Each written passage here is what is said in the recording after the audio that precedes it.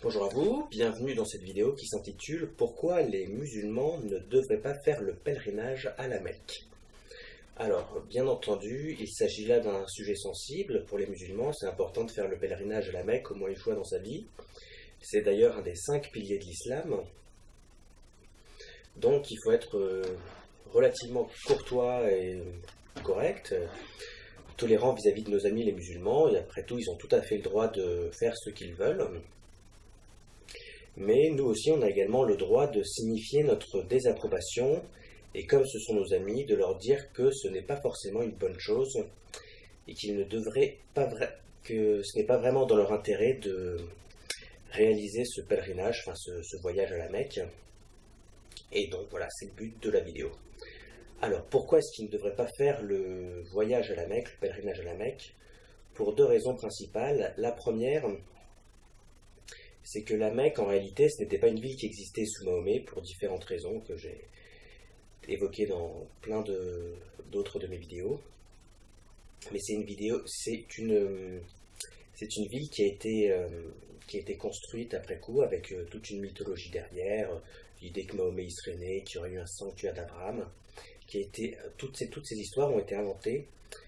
par les califes, ou plus exactement par leurs propagandistes, tels que les plus célèbres Ibn Hisham, Tabari ou Boukhari, pour justifier leur pouvoir politique. Et les califes, c'était qui? C'était des gens qui étaient à la tête d'armées très puissantes, c'était en quelque sorte les Daesh de l'époque, qui conquéraient d'immenses territoires, qui s'emparaient d'immenses richesses, et ils ont... puisqu'à la base, en fait, c'était des juifs sionistes qui les avaient manipulés en leur disant qu'ils étaient en quelque sorte les descendants d'Abraham, donc ils avaient droit comment dire, ils avaient un rôle à jouer en quelque sorte, et c'est pour cette raison que, pour différentes raisons religieuses en gros, ils avaient tout à fait le droit de conquérir un certain nombre de territoires, ils participaient à une sorte d'avènement messianique du monde, et au bon an mal an, cette idéologie s'est transformée. Les Arabes se sont en quelque sorte émancipés de leur tuteur juif originel et ont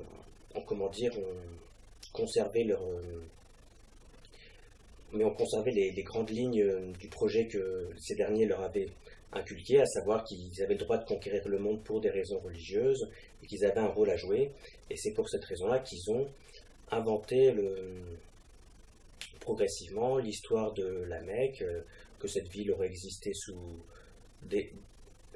à partir d'Abraham, et que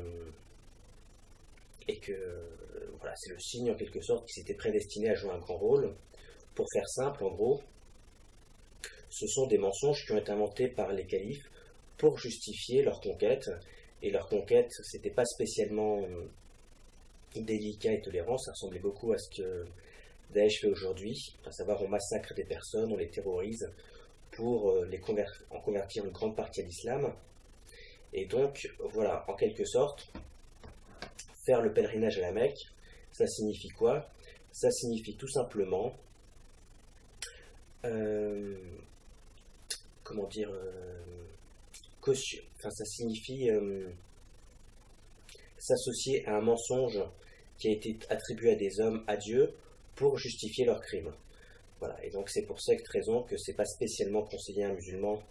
à n'importe quel être humain d'ailleurs, de faire le pèlerinage à la Mecque. Après, en absolu, c'est pas ouvert aux touristes, mais si la ville de la Mecque était ouverte aux touristes, c'est jamais qu'une ville, après tout, on a tout à fait le droit d'y aller. Mais faire le pèlerinage à la Mecque, c'est en quelque sorte cautionner les mensonges qui ont été inventés par des gens pour justifier leurs crimes. Et ces mensonges, ils les ont imputés à Dieu. Donc moi, personnellement, qui crois en Dieu, je pense que c'est une manière d'insulter Dieu que de lui imputer des mensonges qui ont été inventés de toutes pièces par des gens pour justifier leurs crimes. C'est la première raison. La deuxième raison, c'est tout simplement que, à la base, ce sont en quelque sorte des mythes juifs qui ont été inventés par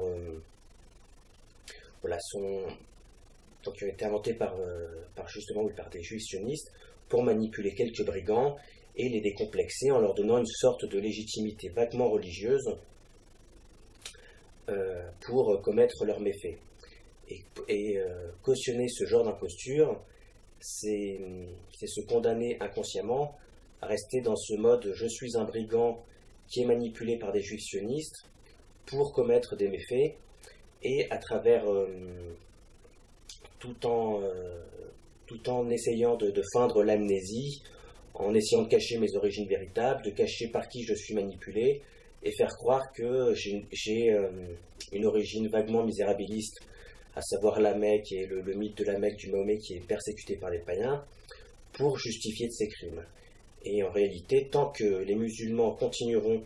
à cautionner ce genre de mythologie, notamment à travers le pèlerinage de la Mecque, ils ne seront jamais que les idiots utiles du sionisme. Et étant donné que actuellement ça fout un peu le bordel, pardon d'être vulgaire, ça propage le chaos au Proche-Orient principalement, mais pas que, au Proche-Orient et au Moyen-Orient, c'est plutôt dans leur intérêt de se rendre compte, de se demander, est-ce qu'à travers tous ces mythes d'origine sioniste qui sont ensuite passés à l'islam, qui n'est jamais qu'une branche tiers-mondiste initiale du sionisme, qui s'est en quelque sorte apparemment décomplexée, ou qui a caché ses origines en essayant de cacher ses origines véritables, est-ce qu'il ne serait jamais que les idiots utiles du sionisme et ne se condamnerait pas en quelque sorte en cautionnant ce genre de mythe, dont notamment le mythe de la Mecque et toute l'imposture qui tourne autour, à être les idiots utiles du sionisme et à en subir les conséquences aujourd'hui.